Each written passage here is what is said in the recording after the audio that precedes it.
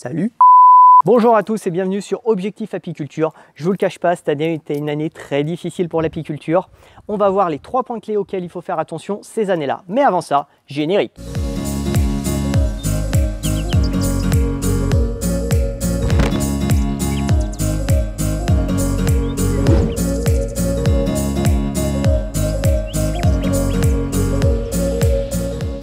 Tout d'abord, si vous êtes nouveau sur la chaîne, pensez à vous abonner. Ouais, ça fait un bout de temps que je stagne à 900 abonnés. J'aimerais bien que vous fassiez péter un petit peu les abonnements là. Surtout que passé les 1000 abonnés, j'ai une petite surprise pour vous. Bon, je ne sais pas encore comment je vais la mettre en place techniquement, mais bon, on verra bien. Ok, sinon, pour en revenir au sujet, donc on va voir les 3 points clés auxquels il faut faire attention durant les années qui ont été compliquées comme cette année. Premier point clé auquel il faut faire attention, c'est la nourriture. Faites attention à la nourriture, que les abeilles aient suffisamment de réserves en nourriture parce que c'est vraiment quelque chose qui est important. Ça crée un stress à la ruche, le fait qu'il y a un manque de nourriture et notamment le pollen. Parce qu'on est très vigilant au miel, à ce qu'il y ait suffisamment de miel. S'il n'y a pas de miel, on rajoute du sirop. Mais on a tendance à oublier, surtout quand on débute en apiculture, les carences en pollen. Et les carences en pollen, ça peut créer du cannibalisme parce que du coup, les abeilles, elles vont venir manger leurs larves, enfin elles vont venir manger les immatures pour avoir leur dose en protéines. Donc soyez très vigilants là-dessus. Parce qu'en fait, la ruche, elle fonctionne un petit peu comme notre corps. C'est-à-dire que nous, en hiver, on est soumis à plein de virus, à plein de bactéries.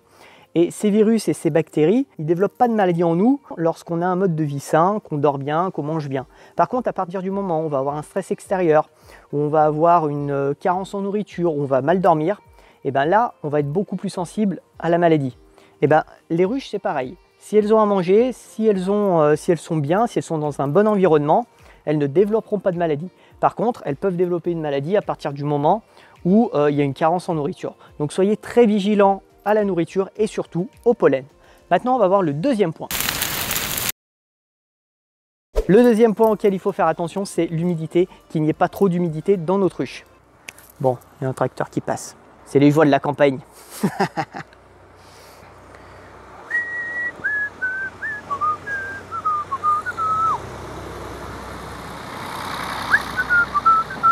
Ok, donc comme je vous l'ai dit, le deuxième point auquel il va falloir faire attention, c'est l'humidité, parce que les ruches craignent l'humidité. Un deuxième qui se met en route. Donc le deuxième point auquel il va falloir faire attention, c'est l'humidité, parce que les ruches craignent l'humidité.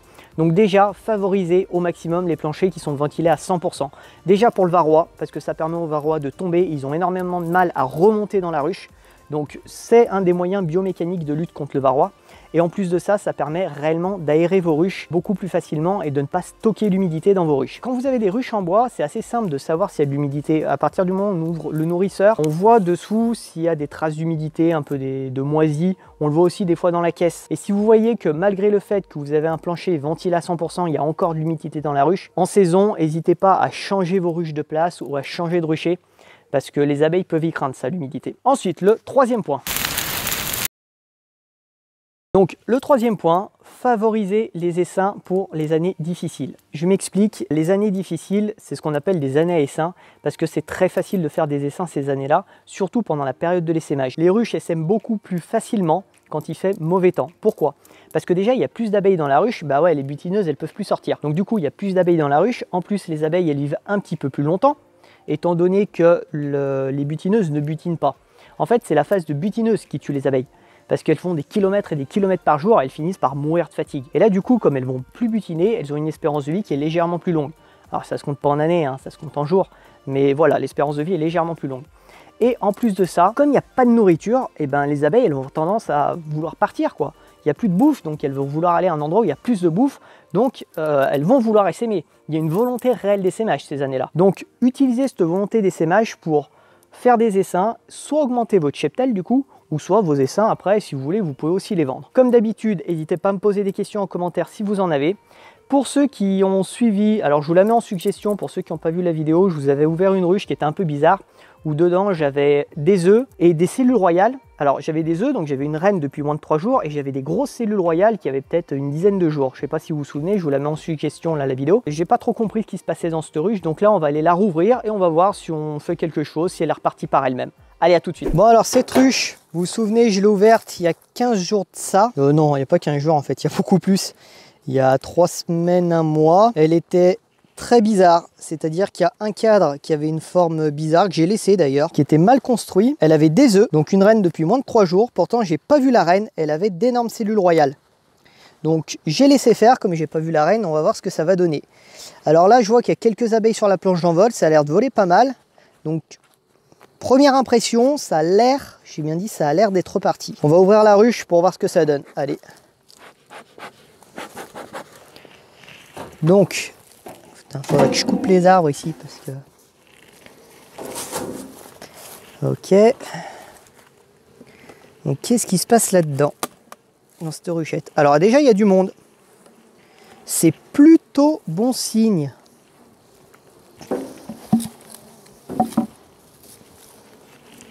Donc là, on va enlever la partoche. On va la décaler. On va mettre comme ça. Et on regarde ce que ça donne. Donc déjà, elles m'ont construit de la cire. Plus que la dernière fois. Le cadre, là, on voit qu'elles me l'ont reconstruit. Vous vous souvenez, c'est le cadre qui était tout pourri. Elles me l'ont reconstruit. Alors, je ne vais pas le garder longtemps, hein, parce qu'il est vachement ondulé, donc il est chiant à mettre dans la ruche. Mais voilà, elles m'ont tout reconstruit. Là, je pense qu'elles vont finir de le construire un peu plus tard. Donc, première chose qu'on voit, ça, c'est un cadre de réserve. Et ben, on voit qu'il n'y a vraiment pas grand-chose. J'ai un petit peu de nectar, ouais. Un petit peu de pollen. Ok.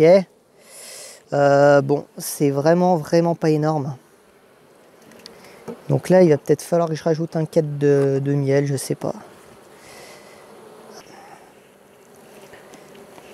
Ça m'a pas l'air bon... Oh, quoique. Non, ça m'a pas l'air bon signe. Si, j'ai un peu de couvain. Ah, bon, déjà, j'ai du couvain fermé. C'est plutôt bon signe. Ok, ah bah... J'ai des œufs. Je mets devant la caméra. J'ai des œufs, ils sont ici, là, les œufs. Donc déjà, j'ai une reine depuis moins de 3 jours. Ah. Donc ça veut dire... Qu'est-ce qui s'est passé dans cette ruche? Soit il y a une reine qui est née, elle s'est fait féconder, elle est revenue... Ah bah elle est là, la reine. Regardez, hop. Je vous la montre, elle est ici. Ça c'est la reine, donc elle n'est pas marquée. Alors la reine d'avant n'était pas marquée non plus. Alors est-ce que c'est une nouvelle reine ou pas? Je sais pas. Je sais pas.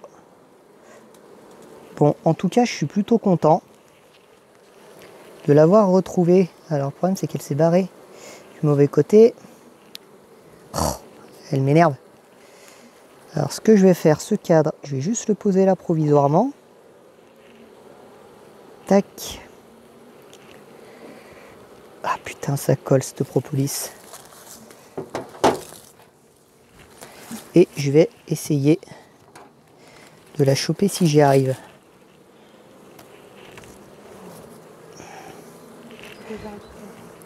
Si tu y arrives, ouais. Non. Parce qu'en plus, elle bouge bien.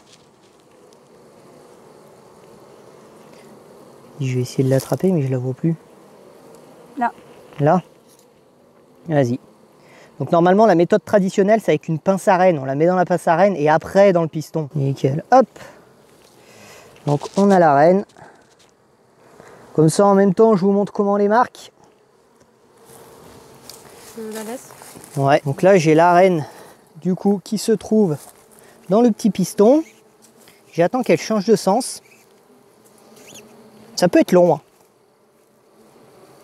Hop, je la secoue un petit peu là. Allez, descends. Ce que je fais, je l'embête un petit peu. Voilà.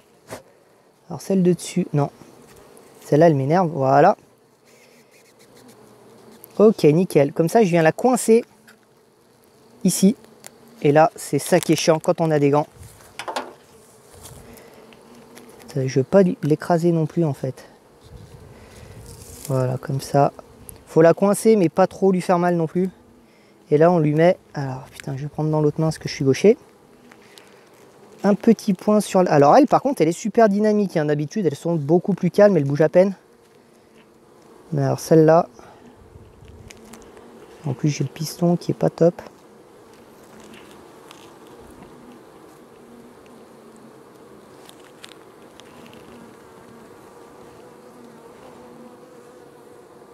Voilà.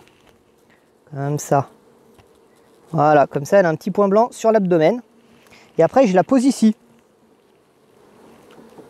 Putain, c'est chiant ces gants. Voilà. Je la pose ici, comme ça les autres abeilles elles vont venir, elles vont la renifler. La renifler, je sais pas si ça se dit pour une abeille. Hop, et en même temps je regarde les autres cadres. Comme ça on va voir ce que ça donne. Bon, joli couvain hein, quand même. Et là on voit que j'ai plus de cellules royales. Alors ici j'ai une petite amusette. Qui est ici. Mais c'est tout hein. Autrement, voilà. Ça, je peux manipuler mes cadres tranquillement. Donc, la reine, pardon, essayez au maximum de la laisser sur les autres. Hein. Comme ça, elles vont venir la ventiler, etc. etc. Mettez-la pas sur une autruche. Et là, j'ai un cadre, il est super léger. Donc, je pense que j'ai un peu de couvain. Ouais, c'est ça. J'ai du couvain. J'ai pas de miel là-dedans. Hein. J'ai que du couvain. Donc là, je vais leur laisser un petit temps pour stocker du miel, parce qu'elles sont en train de m'en stocker. Et si je vois qu'il n'y en a pas assez, j'ai des cadres qui sont pleins de miel, ben, je viendrai les rajouter à la fin du mois. Donc là, on voit hein, qu'elles vont toutes vers la reine, elles sont en train de se demander ce qu'elles foutent là-dedans. Et vous allez voir, après, la partie difficile aussi, c'est de libérer la reine. Parce qu'elle a toujours tendance à remonter dans le piston. Je sais pas pourquoi, elle ne descend pas. Voilà. Donc là, aïe, tu m'as piqué la cuisse. Voilà, donc là, maintenant qu'elle est là, ils sont un peu en train de s'énerver là, parce que, hop. Bah d'accord, elle est là. Hop, allez ma grosse. Allez mes mères. Elle veut plus descendre du piston. Bon, quand tu veux. Tu comptes camper là? Voilà. Et elle retourne dans la ruche. C'est super chiant à faire parce que là, la propolis à cette saison, ça fond. Voilà, donc le mystère de cette ruche est toujours pas résolu. Je ne sais pas ce qui s'est passé dans cette ruche. Je ne sais pas si c'est une nouvelle reine ou pas. Voilà, ou je sais pas. Mais bon, l'essentiel, c'est que là, elle est repartie. Il y a une reine, il y a des œufs, il y a tout. Donc c'est nickel. Allez.